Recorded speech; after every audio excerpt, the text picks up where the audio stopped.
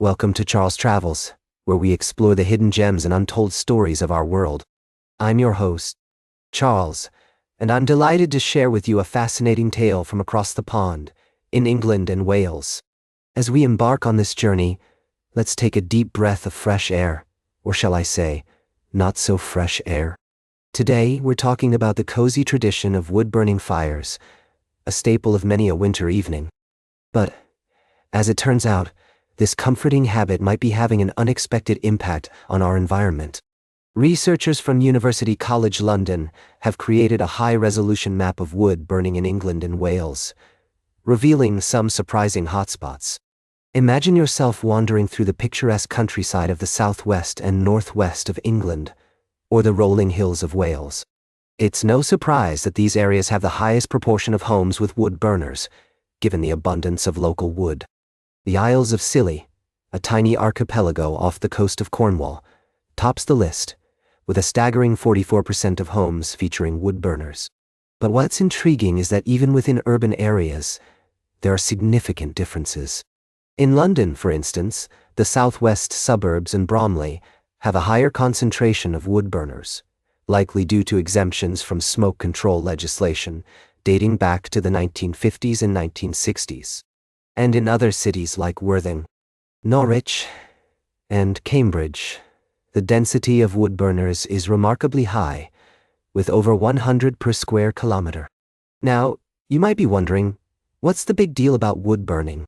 Well, it turns out that this charming tradition is contributing to air pollution, particularly in urban areas.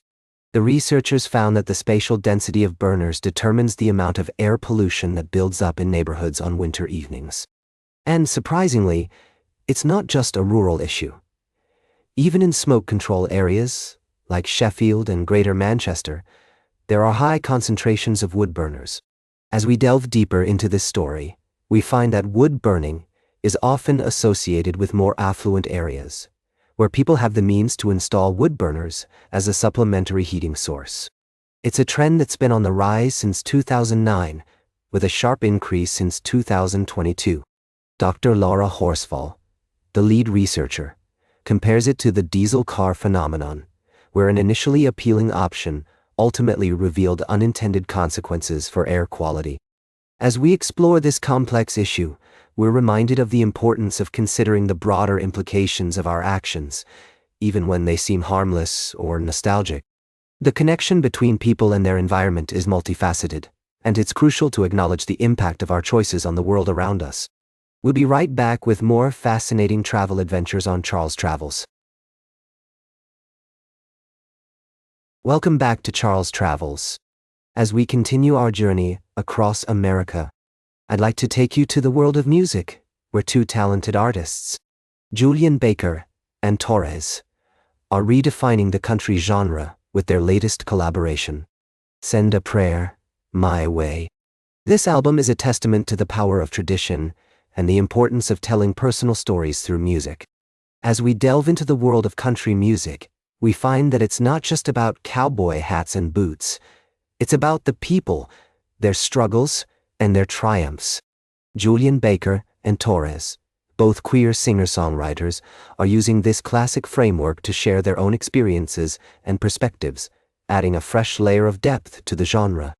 The album's romantic protagonists, with their female pronouns, feel defiant in the context of traditional country music, and the story of Tuesday, a relationship blocked by parental homophobia, is a powerful example of how music can be used to tell stories that need to be told. As we explore the album's musicality, we're transported to a world of pedal steel guitars, shuffles, and close harmonies. The rootsy sound of tape runs out, and the classic feel of The Only Marble I've Got Left are just a few examples of how Baker and Torres are blending traditional country with their own unique style. It's a beautiful blend of old and new, where the past meets the present, and the result is something truly special. What I find fascinating about this album is the way it challenges our expectations of what country music should be. By incorporating queer narratives into a genre that has traditionally been associated with more conservative values, Baker and Torres are pushing boundaries and expanding the possibilities of country music. It's a reminder that music has the power to bring people together, to challenge our assumptions, and to inspire us to think differently. As we continue on our journey, I'm reminded of the importance of preserving traditional crafts and skills, while also embracing innovation and progress. The world of country music is no exception, and artists like Julian Baker and Torres are helping to shape its future, one song at a time. Stay tuned for our final story of the day, right here on Charles Travels. Welcome back to Charles Travels, where we explore the fascinating stories of ordinary people doing extraordinary things, and celebrate the beauty of everyday life in America. As we conclude our journey today, I want to take you to a small town in Japan, where innovation meets tradition in a remarkable way. Imagine being able to build an entire train station shelter in less than 6 hours. Sounds like science fiction, doesn't it?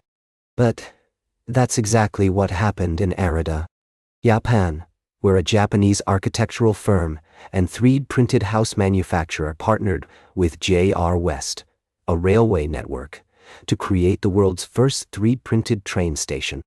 This remarkable structure is the work of Serendix, a 3D-printed house manufacturer, and Nuobe, an architecture studio. The station is made from 4 3D-printed mortar pieces that were printed off-site and filled with concrete for reinforcement before being assembled on site. The final building footprint is just over 100 square feet and replaces an older wooden shelter at Japan's Hatsushima Station, outside Osaka. What I find particularly fascinating about this story is the attention to detail and the commitment to preserving local character. The facade of the station features a mandarin orange shape, which is representative of the local produce in the region. This small touch speaks volumes about the importance of connecting people and places, and celebrating regional differences. As we reflect on this remarkable achievement, it's clear that 3D printing is not just a novelty, but a game changer for the construction industry. With rising costs and increasing demand for new buildings and infrastructure repairs, 3D printed buildings could provide a faster and cheaper solution. And with companies like Serendix pushing the boundaries of what's possible, we can expect to see more innovative projects like this in the future. As I travel across America, I'm constantly reminded of the ingenuity and creativity of ordinary people doing extraordinary things. From small-town entrepreneurs to innovative manufacturers, there are countless stories waiting to be told, and lessons to be learned from the people and places that make our country so unique. That's all for today's Charles Travels. Remember to like, share, and subscribe, and until next time, keep on traveling. Whether you're exploring the back roads of rural America or discovering new wonders in a foreign land, always keep your heart open to the stories and people that make our world such a fascinating place. Until next time, farewell from Charles Travels.